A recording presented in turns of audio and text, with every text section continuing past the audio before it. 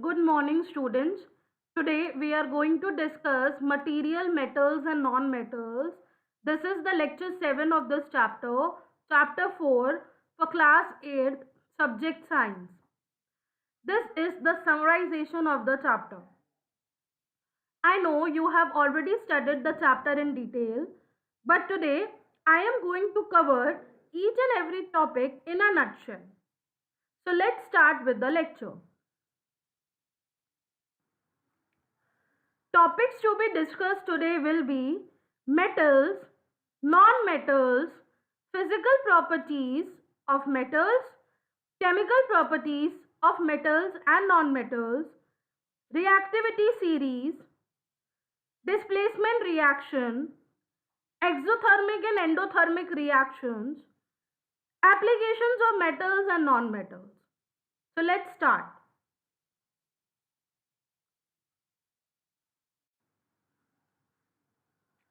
Metals, those materials which possess the characteristic of being hard. So these metals are hard, they are shiny, shiny means lustrous, and they are malleable. Malleable means can be beaten into sheet. Fusible, that means can be melted. Ductile, that means can be drawn into wires, etc. are termed as metals. So those materials which are hard, shiny, malleable, fusible, ductile and are good conductors of heat and electricity are termed as metal. So all the characteristics being followed by any of the element will be metal. Exceptions are always there. Few examples of metals are iron.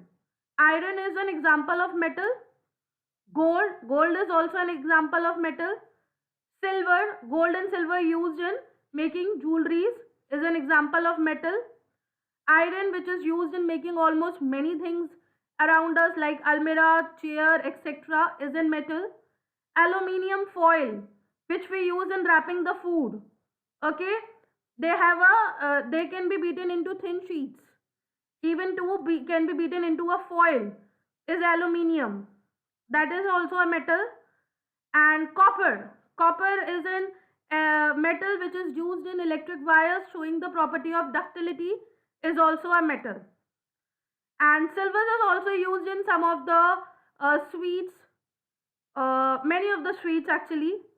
And you must have seen silver on the sweets. That is also metal. Okay, so that's come under the property of malleability, etc. So this is the definition of metal. Non-metals, they are neither malleable nor ductile. They are non-lustrous and non-sonorous, okay, and are non-conductors of heat and electricity. So they are not malleable also, they are not ductile also, they are non-lustrous also, and they are not sonorous also, okay, and they do not have any property, any conductivity of heat and electricity. These kinds of substances are known as non-metals. Example: hydrogen, oxygen, iodine, bromine, etc. Now we are going to discuss the physical properties of metals versus non-metals. So we will start with conductor of electricity. See, metals are conductor of electricity. They are good conductors of electricity. For example, copper is used in copper wires. It is used in electricity, boards, switches, etc. Okay, and non-metals, only graphite is a good conductor of electricity. Rest all non-metals are bad conductors of electricity. They don't they are not conductor of electricity. In fact, they are known as insulators. Then conductor of heat. Metals are good conductor of heat like iron and other metals. But in non-metals, they are bad conductor of heat except graphite. Graphite is the only exception in non-metals. Then malleable can be beaten into a different shape with a hammer. So yes, metals are malleable. They can be beaten into sheets like iron, copper, etc. But non-metals cannot be beaten into thin sheets. Like you cannot beat coal into thin sheets. It is little bit hard, but as soon as it gets fall down or you put little efforts also, it will break. Next is ductile. Ductile means can be drawn into wires. So yes, metal can be drawn into wires like copper, iron, etc. Non-metal cannot be drawn into wires. They will break easily. Next is lustrous. Lustrous means they have a shiny surface like gold, silver, etc. Yes, metals are shiny. But when we compare it to non-metal, no, they are very dull. Fine, they are not non-lustrous. And sonorous, do they make a ringing sound when they hit with a hard object? Yes. For example, metal bells in the temples, in your school. Non-metal, no, they make a very dull sound. They are non-sonorous. Now metalloids. What are metalloids? They have properties of both metals and non-metals. Some of the metalloids are semiconductors. This means they can carry an electrical charge under special conditions. Okay, they can carry electrical charge but under special conditions. This property makes metalloids useful in computers and calculators. So you can see example boron, silicon, etc.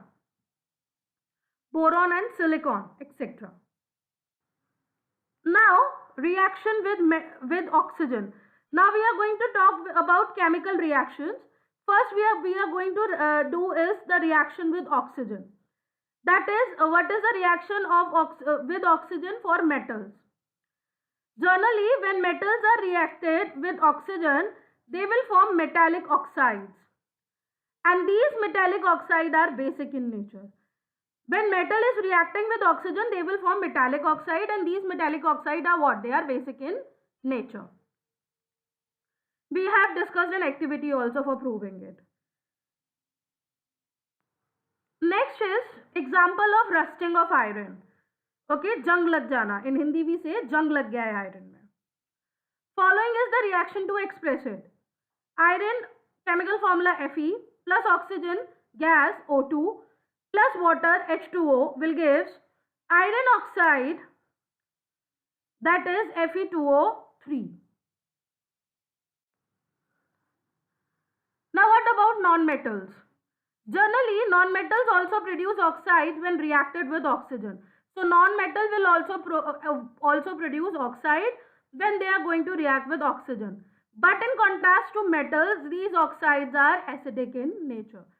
When we talk about non-metals, these oxides are acidic in nature. Reaction with water. For metals, some metals react vigorously with water, like in case of sodium. See, when we talk about metals, metals react with water. When we talk about sodium, sodium is very reactive. And it is stored in kerosene oil also. Okay, while some metals react very slowly with water, you can take example of iron. Because iron get rusted, but yes, it get rusted but not in a day. It take a time, it's a slow process.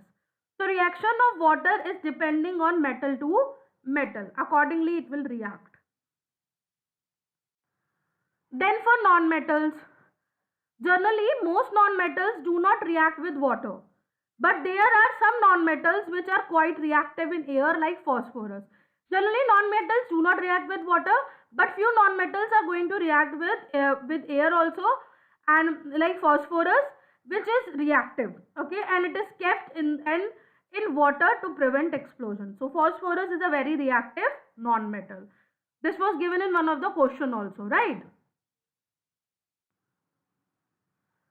Now remembering the reactivity series. See, what is reactivity series? Here I give you a short form also, that how you can remember it. Please send lions, cats, monkeys and zebras into lovely hot countries, signed Journal Penguin. So you can learn like this. P stands for potassium, chemical formula is K. S stands for sodium, chemical formula is Na. Li stand for lithium, chemical formula is Li. Calcium Ca, magnesium Mg, Al aluminium Al, Zinc, zinc, chemical formula Zn, iron Fe, lead Pb, hydrogen H, non-metal, and copper Cu, silver Ag, and gold Au, platinum Pt. Okay, so this is the reactivity series of metal, in which it is like the last one is platinum is the least reactive, and the first one potassium is the most reactive metal of reactivity series. Here hydrogen is taken as a standard.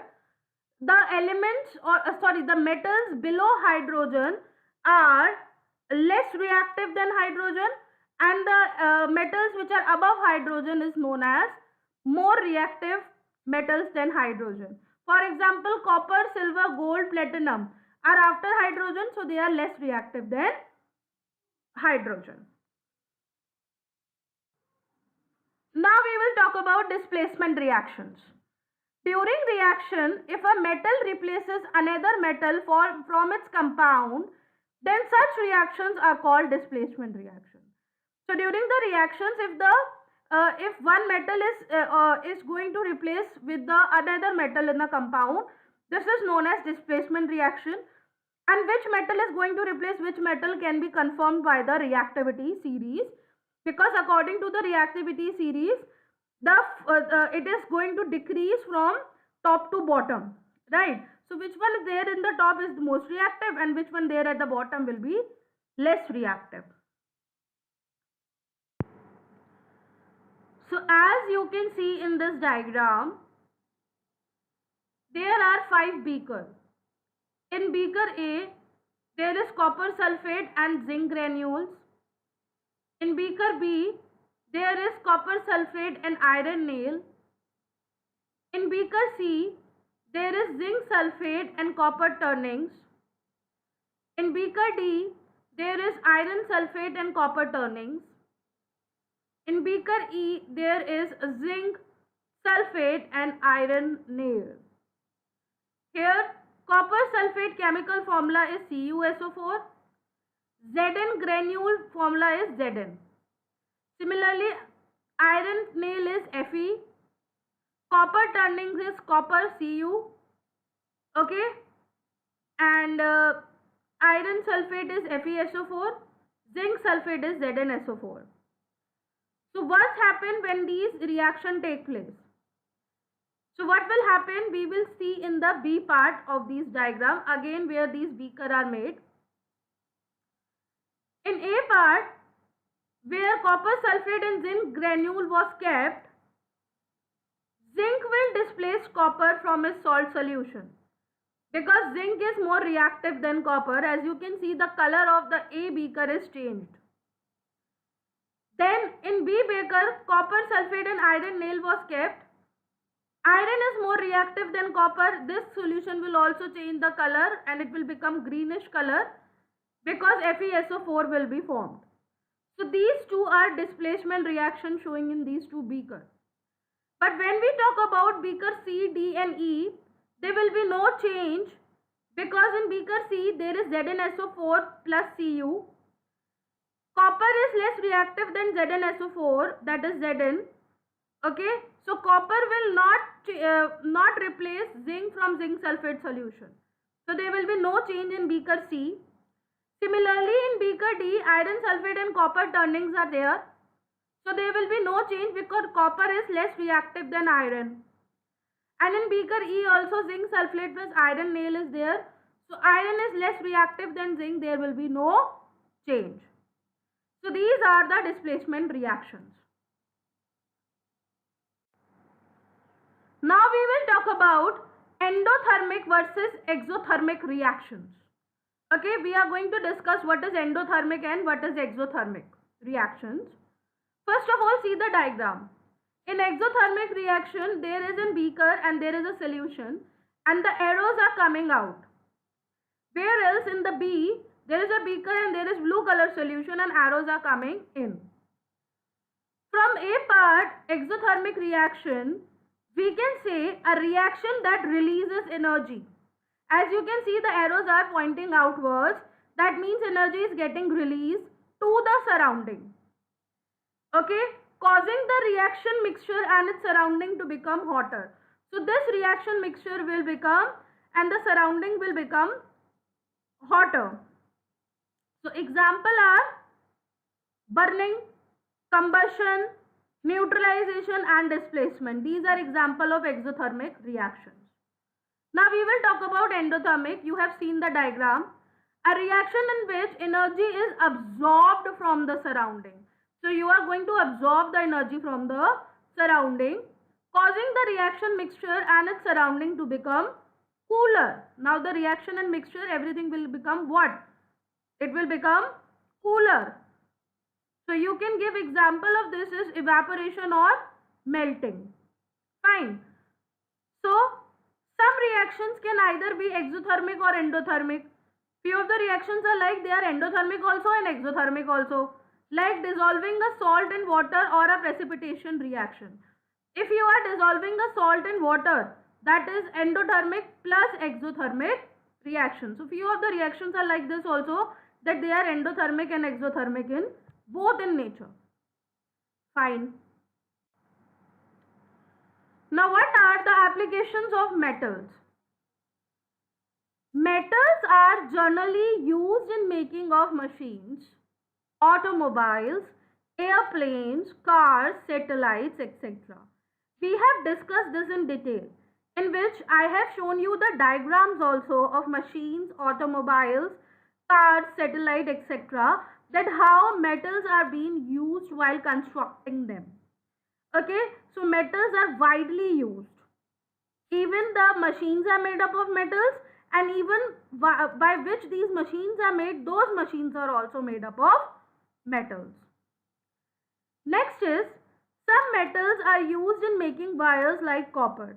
Metals are used in making wires also like copper. For example, if there is no copper, there will be no electricity. Copper is this much useful in making electric wires, right?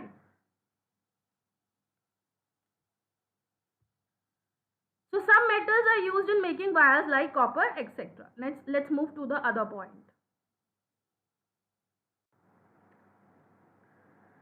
Some metals are used for making ornaments like gold, silver, etc. This I shown you the example also, that gold, silver are used in making ornaments. It is usually worn by females and males also wear them. Okay, so they are used for making ornaments. Now applications of non-metals. The oxygen necessary for all living beings to survive is a non-metal. This I discussed yesterday only, that oxygen gas which we breathe is a non-metal. Okay, so this much important non-metals are that they are even involved in breathing, and because of oxygen gas we are able to respire. So this is one of the application of non-metals. Next is, some non-metals are used as fertilizers. Okay, some of the non-metals are used as fertilizers, and the example is phosphorus. To enhance the growth of plant. And I guess you remember what is the importance of fertilizers. Fertilizers actually help in the growth of plant. Okay, and you have studied about fertilizers in detail in chapter 1, crop production and management. Some non-metals are used for water purification. So the non-metal which is used in water purification is chlorine. It is used in water purification also. Okay. Some non-metals are used as antiseptics. So the non-metal which are used in antiseptics is iodine. Okay. Yesterday I explained you how iodine is used in surgeries also, while cleaning the skin also. So it is used as an antiseptic in surgeries. And non-metals are used in crackers as well. Sulfur is a non-metal which is used in cracker. Fine. And it is used in the top of the matchsticks also. So all these are the uses of non-metals. Now the homework is that you will solve assignment 1. Assignment 1, I have updated it on www.edcog.com. You can log in there with your login ID and password. Every day the homework is being updated there also. An assignment you will get there on Edcog. That's all for today. Thank you.